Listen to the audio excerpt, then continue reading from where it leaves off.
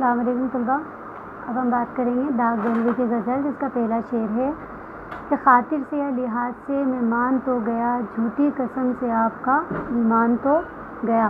تو یہاں پر جو داغ دہلوی ہیں وہ اپنے محبوب سے مخاطب ہو کر کہہ رہے ہیں کہ تیرے نہ آنے کی وجہ جو بھی اس کا سبب رہا ہے، تمہارے بولنے سے میں یہ مان تو گیا کہ تمہارے نہ آنے کی کوئی نہ کوئی وجہ ضرور رہی ہوگی، لیکن قسم کا ایمان سے بہت گہرا تعلق ہوتا ہے اور جھوٹی قسم کا ایمان پر بہت اثر پڑتا ہے. تو اگر کہیں ایسا نہ ہو کہ تمہارے جھوٹی قسم کھانے سے تمہارا ایمان کمزور ہوتا چلا جائے.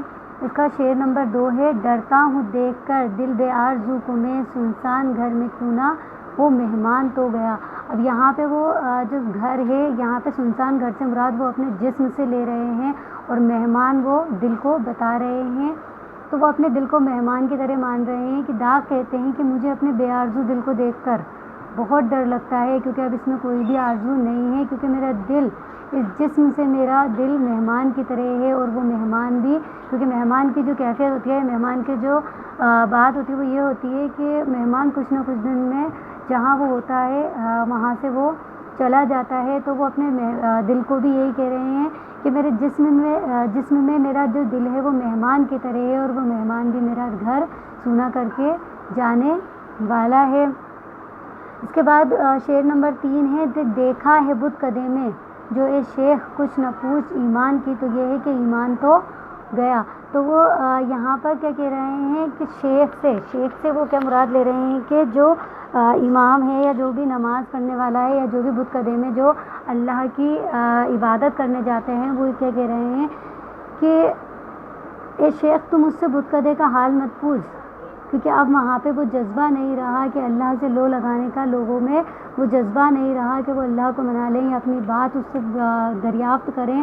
اور اب وہ شیخ جو کبھی نمازوں میں یا بت کدے میں اللہ سے بات کیا کرتے تھے، ان کا بھی اب مزاج کچھ اور ہے، کیونکہ اب جو ایمان تھا وہ ایمان بھی اب چلا گیا ہے. یہاں پہ وہ اپنے آپ سے کہہ رہے ہیں کہ میں اپنے محبوب سے اتنا مخاطب ہو چکا ہوں یا اپنے محبوب میں اتنا کھو چکا ہوں کہ میرا ایمان جو ہے وہ بھی جا چکا ہے.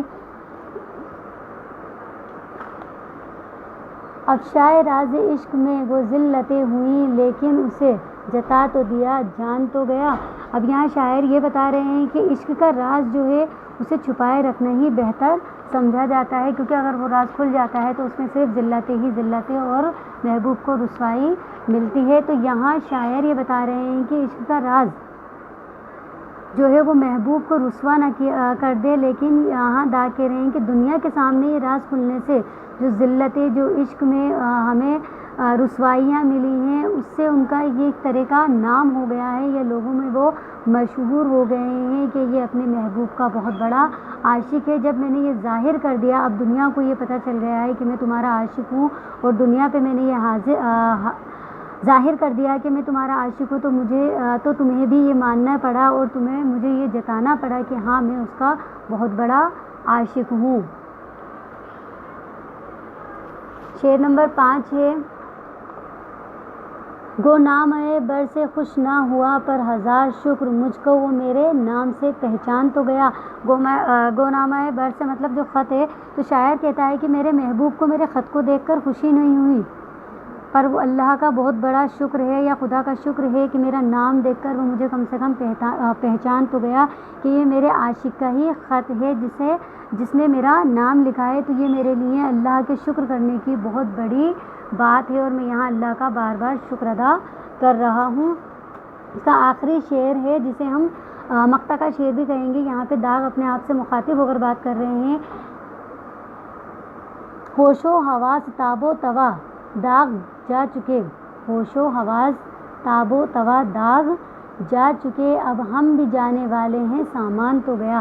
اب آخر شعر میں داغ اپنے آپ سے مخاطب ہو کر کہہ رہے ہیں کہ میرے ہوش و حواس تاب و توا، جو ہمت تھی، جو ہوش تھی، جو طاقت تھی، جو ہمارے جسم میں سارا سامان ہے جس کی وجہ سے ہماری زندگی جڑی ہوئی ہوتی ہے یا ہماری زندگی چلتی ہے، وہ سب سامان تو میرا جا چکا ہے، کیونکہ اب میرے ہوش حواس تاب و توا سب جا چکے ہیں۔ اب ہم بھی کیا ہیں، یہ زندگی چھوڑ کر، یہ دنیا چھوڑ کر بہت دور اپنا سامان لے کر جانے والے ہیں۔ تو داغ یہاں پر اس غزل میں اپنے محبوب سے مخاطب ہو کر اسے کہہ رہے ہیں کہ محبت میں جو تو نے میرا حال کیا ہے، وہ حال میرا یہی ہے کہ اب ہم اس دنیا کو چھوڑ کر جا رہے ہیں۔